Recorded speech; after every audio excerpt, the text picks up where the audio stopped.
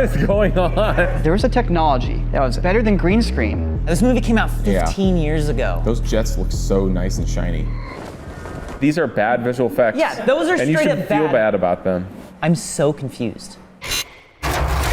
Hey, welcome back to another episode of Visual Effects Artists React. We've had a bunch of stunt friends in here for the past couple weeks. Hey, no more stuntman. We want the computer man back. Yeah, that's right. That's what I was saying too the last few weeks.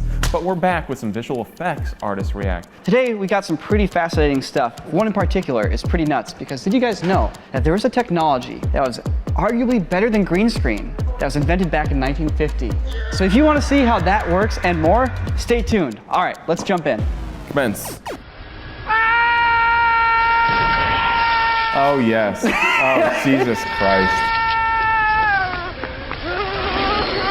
All right, so Stephen King wrote a series of short stories. The Langoliers was one of them. The premise is this. They're flying an airplane and it flies through a rip in space. What? They proceed to land at an airport in the alternate reality because they've accidentally traveled to a parallel dimension.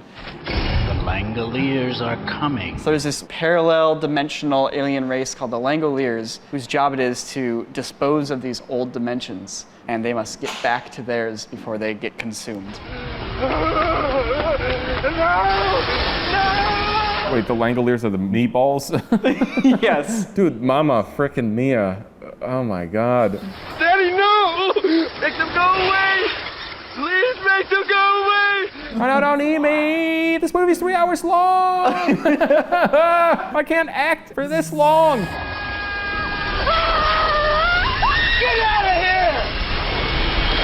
Whoa! That was cool. Okay, I don't care what either of you say. Them crunching through the ground like that, I liked that. That was sweet. It leaves behind like where the two pieces were together. Like there's actual some good detail there. All I have to say about the meatballs is this. There's some very, very basic things they could have done to make them look better. In the year 1995? In the year 1995. Well, like what? Making sure that the image quality of your CG isn't like light years ahead of the image quality of your video. They probably shot this in like 16mm film. You know, it's not the highest res, it's not super crisp per se, and you can really see like the issue there with like how crisp the CG is and how dark the shadows are. I think two things. First off, horrible animation. I see keyframes, I don't see like physics, so to speak. That's the first huge problem. The second one is we have a scene with a bunch of interdimensional monsters. Like, where is the scariest place to shoot that? What's the scariest setting? And let's do bright, overcast daylight on a completely beige environment. And it's like, well, you're screwed. There's nothing to obscure the creatures in the environment. The lighting doesn't play towards the poor rendering. It's poor filmmaking going into it. What would have made this better is generally the people shooting the effects, understanding the process so they're shooting shots that can help the effects, you know. Yeah, but how many people really even understood any of this 25 years ago? This came out just a couple years after Jurassic Park. Like, the number of people who probably knew how to do this better are very small, and they probably just weren't able to afford them for this piece. Because they probably had a tiny budget to begin with. I'm just saying, cut an hour off the movie and use the thousands and thousands of dollars it would have taken to film that extra hour. This is back in the day when it was only TV, and at a certain point you just need to fill time. I think that's really what this was. Yeah. They were just filling time. They're like, what of our thousands of Stephen King properties is worth making today?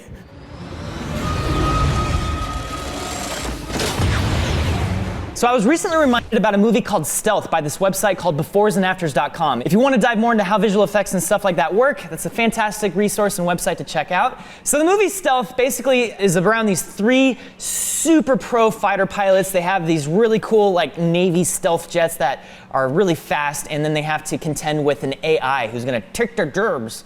The movie itself isn't very good, but the effects are top class from Digital Domain. They're very excellently done. They pioneered a whole bunch of stuff for this movie, and it really shows.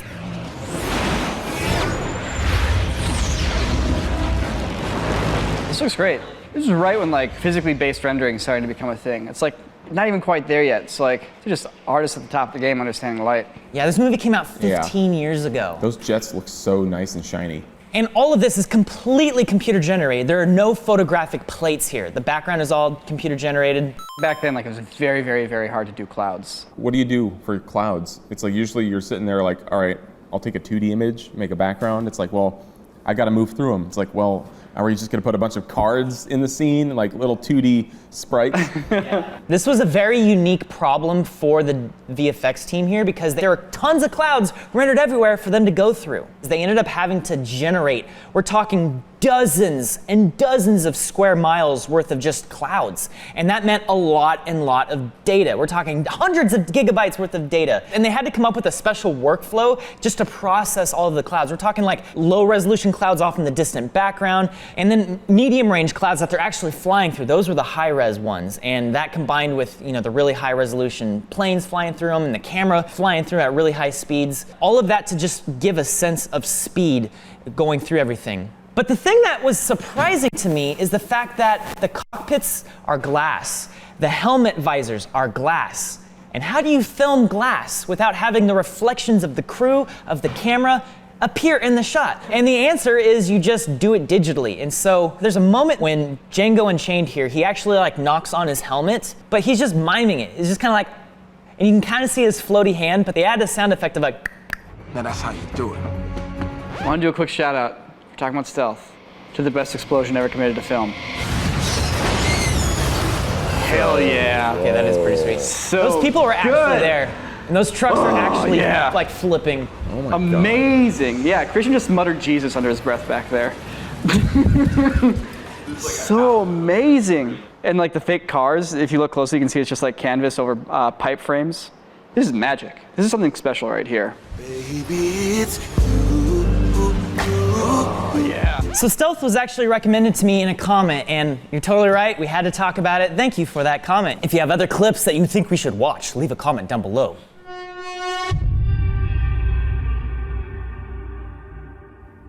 What's happening to me?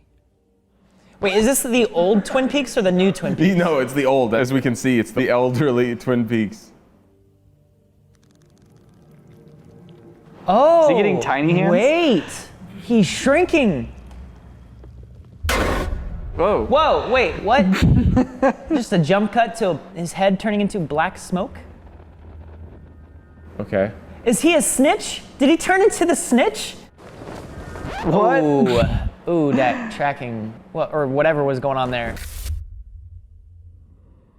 What the? What?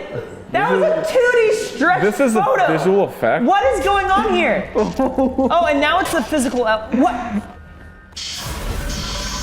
I'm so confused.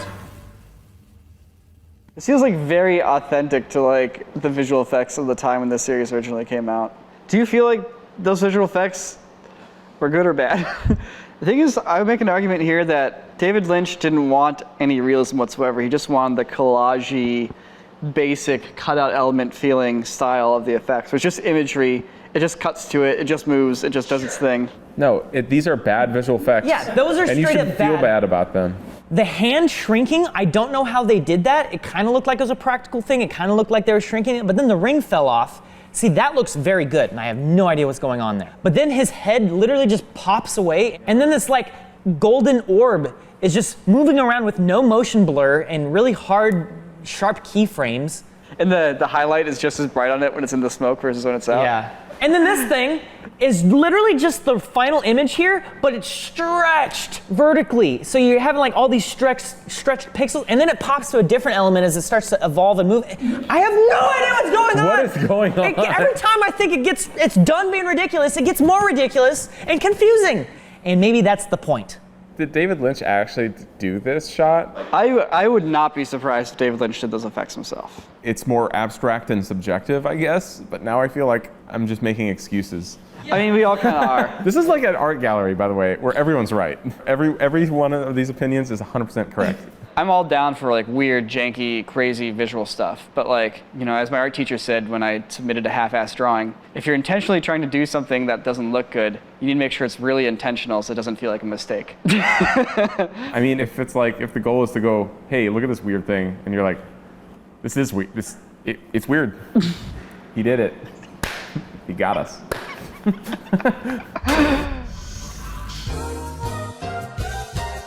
What's up, guys? Today's opposite day. Hit unsubscribe, dislike the video, flag others' comments. I know what you're not doing right now.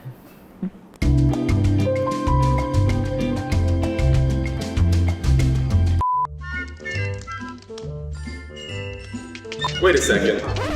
This movie was made before computers. These aren't visual effects. Visual effects are designed with PCs. That's not true. The visual and visual effects means you're using optical printers. Sorry, I'm distracted by the fact that this dude has like pants with the crotch down at his ankles. Dude's way ahead of his time for joggers, man.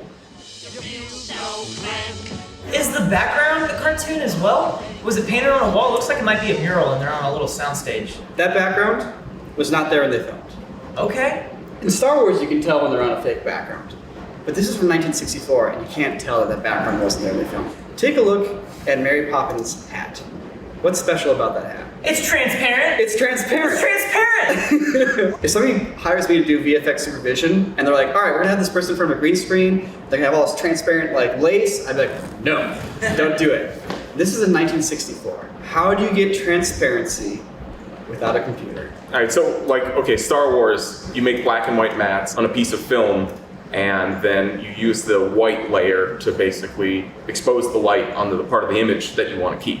We talked a lot about this in our episode talking about the original Star Wars movies because they did all of these effects using just optical separation of light and stuff like that. If you want to find out more information, check out that episode. So in Star Wars, they filmed their ships on a blue screen. But the thing about that, Nico, is that you're getting a very distinct black or white matte for there. Yes. There's no transparency in between. Yes, 100%. Also, nobody can wear blue.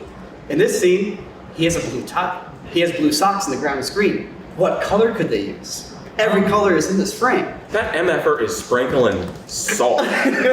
He's sprinkling salt. They're using sodium vapor lights. And sodium vapor lights emit light specifically on only one part of the electromagnetic spectrum. So it's very strict slice of light. That's right. Yeah. Okay. Yes. It's basically just a sodium vapor wash on the background.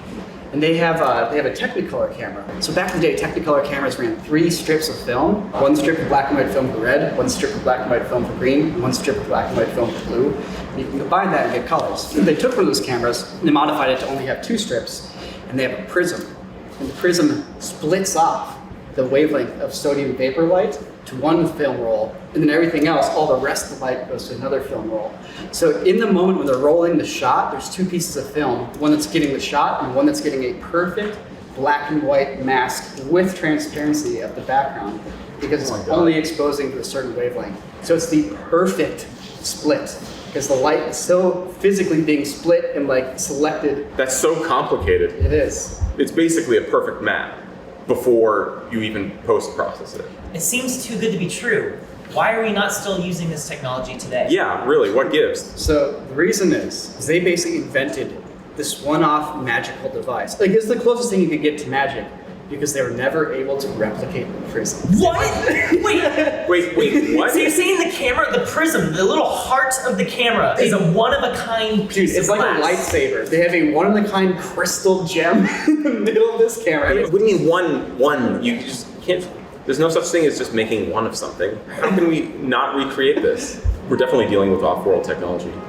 Look, if anyone knows where that crystal of power is and has a map, basically our next episode will be tracking it down and shooting something with it. All right, so after filming this episode, there's one thing I've been thinking about this entire time looking at this TV, and that's the fact that if we play Smash Bros, my character is going to be about as big as me. So let's go get a game in real quick, because I've been itching to do that. Here, let me get first place real quick.